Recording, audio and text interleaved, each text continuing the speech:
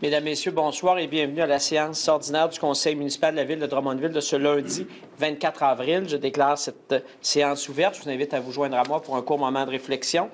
Nous souhaitons que nos délibérations, nos projets et nos travaux soient animés de la volonté de servir les intérêts de la collectivité et de favoriser le développement de notre ville. Puissions-nous travailler dans la bonne entente, la compréhension et le respect des droits individuels et collectifs de nos concitoyens. Alors, s'il n'y a pas d'autres intervenants, je vous rappelle que la prochaine séance du Conseil aura lieu... Oui, venez. Est-ce que je vous ai réveillé?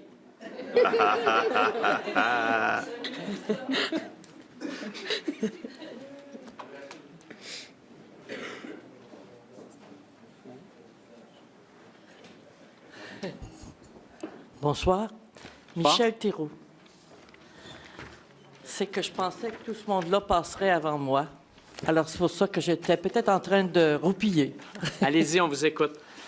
Alors, j'ai vu que ce soir, il y avait un avis de motion. Oui.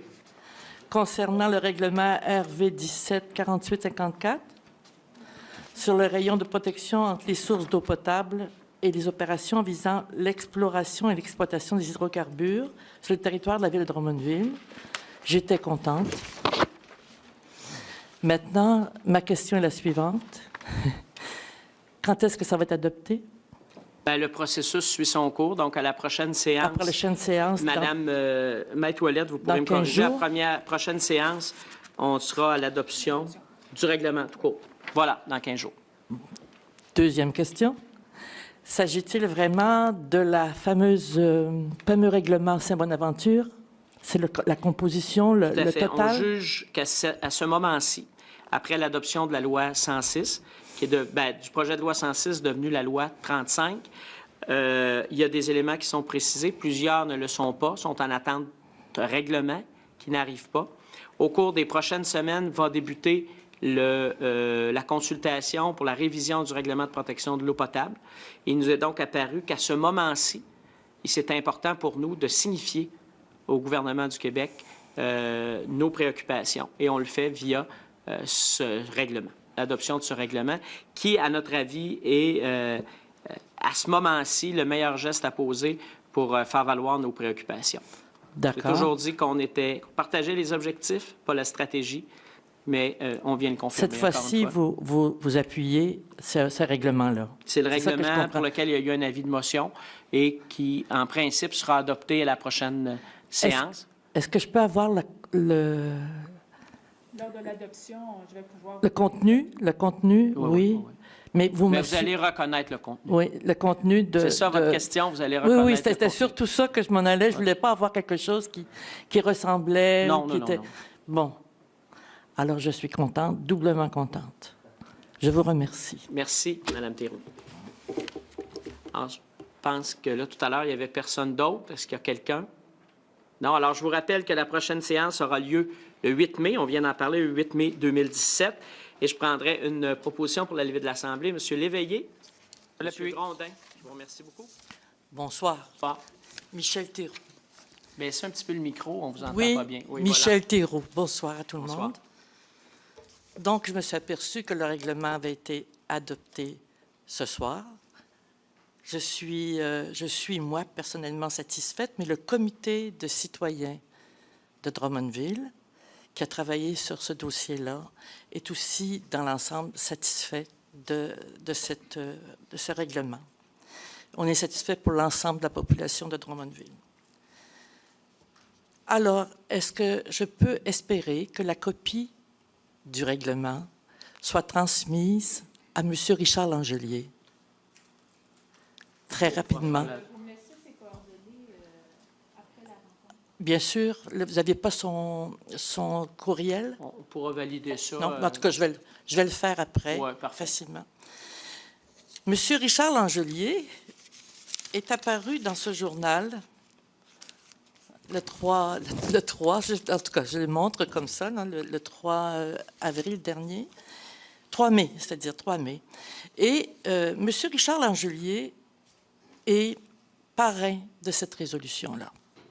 Alors, est-ce qu'on peut espérer que la Ville de Drummondville lui expédie. Il est parrain, puis il a Oh, travaillé oui, depuis oui. 2011. J'ai vu dernièrement une résolution qui datait de 2011-2012, puis je me suis dit, là, je suis en 2017, j'ai vu ça la semaine dernière, puis je me suis dit, quelle volonté, vraiment du dévouement pour travailler là-dedans bénévolement On va lui faire pendant toutes ces parvenir années-là. sans aucun problème. Oui, puis Oui. le souligner, s'il vous plaît. Oui. Puis peut-être que M. Jean-Pierre Boisvert pourrait aussi le souligner dans le journal. OK? Ça, on ne contrôle pas ça, nous autres. Et vous pouvez le suggérer. Hein?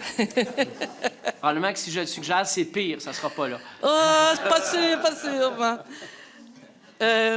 Le COGESAF. Oui, Je peux continuer? oui, allez-y. Oui, COGESAF. Ceux qui ne savent pas qu'est-ce que c'est, moi, j'ai appris ça doucement de M.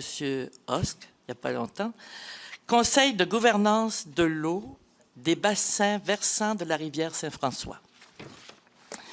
J'ai été surprise de voir la résolution qui a été adoptée le 25 avril, où j'ai un extrait de résolution qui dit que le gaz et le pétrole de schiste pour le forage et la fracturation hydraulique ou autres procédés non conventionnels.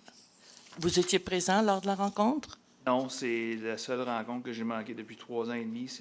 J'étais pas là à cette rencontre-là. OK. Ça fait rien. Il y aura sûrement un procès-verbal ou un compte. Il y a moi, Ils sont toujours adoptés à la rencontre suivante, là, les OK. procès-verbaux. Alors, le COGESAF demande au gouvernement du Québec d'interdire les travaux de fracturation hydraulique et le forage, ainsi que la stimulation chimique des puits, que ce soit pour l'exploration et l'exploitation du gaz ou des pétroles de schiste sur l'ensemble du territoire du Québec, incluant les projets pilotes. Moi, j'ai lu ça avec beaucoup, beaucoup d'intérêt. Et donc, je sais qu'il y a le conseil d'administration, il y a 31 membres, dont 10 provenant du monde élu, là, les municipalités, ou leurs représentants. C'est exact? Oui, c'est des représentants des MRC. Oui. Oui. Donc, monsieur Hoss qui est là, il représente la MRC. La MRC? OK.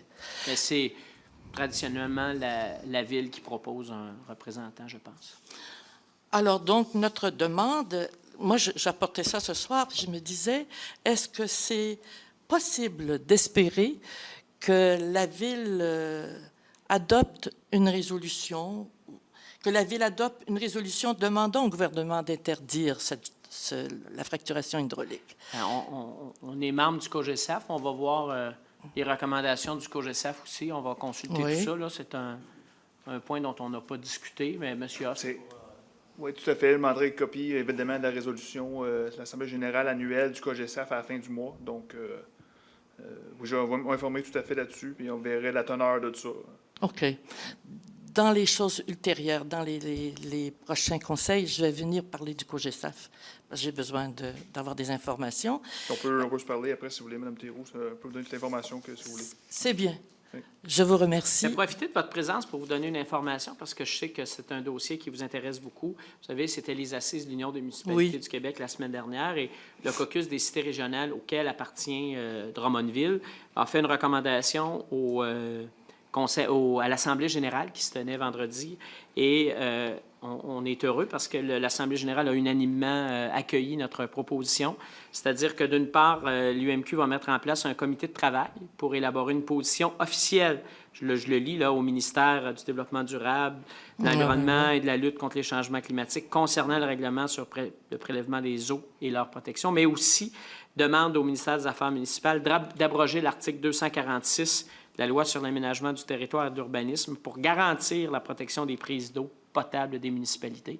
Ça a été adopté unanimement, donc on progresse dans ce dossier-là. Tout le monde progresse. Est-ce que vous me permettez une petite précision? En conclusion. J'étais là lorsqu'on a adopté ça. Plusieurs d'entre nous. Oui, et je voulais vous dire qu'il n'y avait pas beaucoup de maires, à mon étonnement, qui ont pris la parole sur ce sujet, mais notre maire, M. Alexandre Cusson, a défendu le dossier vaillamment. Ça a été adopté unanimement. Donc, certains n'ont pas parlé, mais ils étaient quand même d'accord. Mais Ils nous, étaient on a d'accord. appuyé, la Ville de Drummondville a appuyé formellement la résolution. J'espère que ça va avoir de l'influence sur les autres municipalités de la MRC de Drummond. On pourra leur partager ce qu'on Oui. a fait. Mais ils ne sont pas membres de l'UMQ, donc Non. je pourrais faire un suivi. Il n'y a personne qui est membre de... Non, aucune municipalité? Ils sont membres de la fédération? La MRC est membre comme telle, Oui. mais pas les municipalités individuellement. Il y a Saint-Eugène qui l'a déjà été, mais qui ne l'est plus. La plupart sont membres de la Fédération québécoise qui regroupe les plus petites municipalités. Mais ça devrait marcher main dans la main, ces deux-là. On essaye. Vous savez, hein, quand on est deux, c'est toujours de la faute de l'autre quand ça ne marche pas. C'est vrai, ça. OK. Merci, Mme Théroux. Bonsoir. Est-ce qu'il y a d'autres intervenants?